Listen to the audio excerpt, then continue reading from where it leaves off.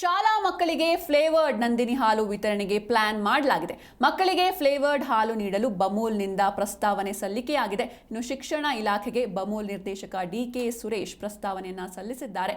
Powder ಹಾಲಿನ ದುರ್ಬಳಕೆ ತಡೆಯೋದಕ್ಕೆ ಬಮೂಲ್ನಿಂದ ಈ ಯೋಜನೆ ರೂಪುಗೊಂಡಿರುವಂಥದ್ದು. ಇನ್ನು ಮಕ್ಕಳಿಗೆ ಪೌಷ್ಟಿಕಾಂಶಯುಕ್ತ ಹಾಲು ಒದಗಿಸೋದಕ್ಕೆ ಈ ಯೋಜನೆಯನ್ನು ರೂಪಿಸಲಾಗಿದೆ. ಇನ್ನು ಚಾಕ್ಲೇಟ್, ಬಾದಾಮಿ, ಸ್ಟ್ರಾಬೆರಿ ರುಚಿಕರವಾದ ಫ್ಲೇವರ್ಡ್ ಹಾಲುಗಳನ್ನು ಮಕ್ಕಳಿಗೆ ನೀಡೋದಕ್ಕೆ ಬಮೂಲ್ನಿಂದ ಈ ಒಂದು ಪ್ರಸ್ತಾವನೆ ಸಲ್ಲಿಕೆಯಾಗಿದೆ.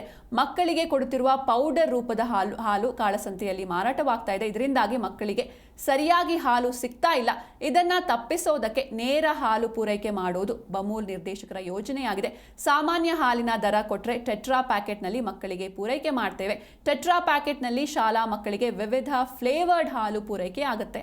ಇನ್ನು ಶಿಕ್ಷಣ ಸಚಿವ ಮಧು ಬಂಗಾರಪ್ಪ ಜೊತೆ ಈ ಕುರಿತಾಗಿ ಒಂದು ಸುತ್ತಿನ ಮಾತುಕತೆಯನ್ನು ಕೂಡ ನಡೆಸಿದ್ದಾರೆ. ಈ ವಿಚಾರವಾಗಿ ಮುಂದಿನ ವಾರ ಸಿಎಂ ಜೊತೆ ಕೂಡ ಒಂದು ಡಿಸ್ಕಷನ್ ನಡೆಯಲಿದೆ. ಒಂದು ವೇಳೆ ಸಿಎಂ ಗ್ರೀನ್ ಸಿಗ್ನಲ್ ನೀಡಿದ್ರೆ ಶಾಲಾ ಮಕ್ಕಳಿಗೆ ಫ್ಲೇವರ್ಡ್ ನಂದಿನಿ ಹಾಲು ಪೂರೈಕೆಯಾಗಲಿದೆ.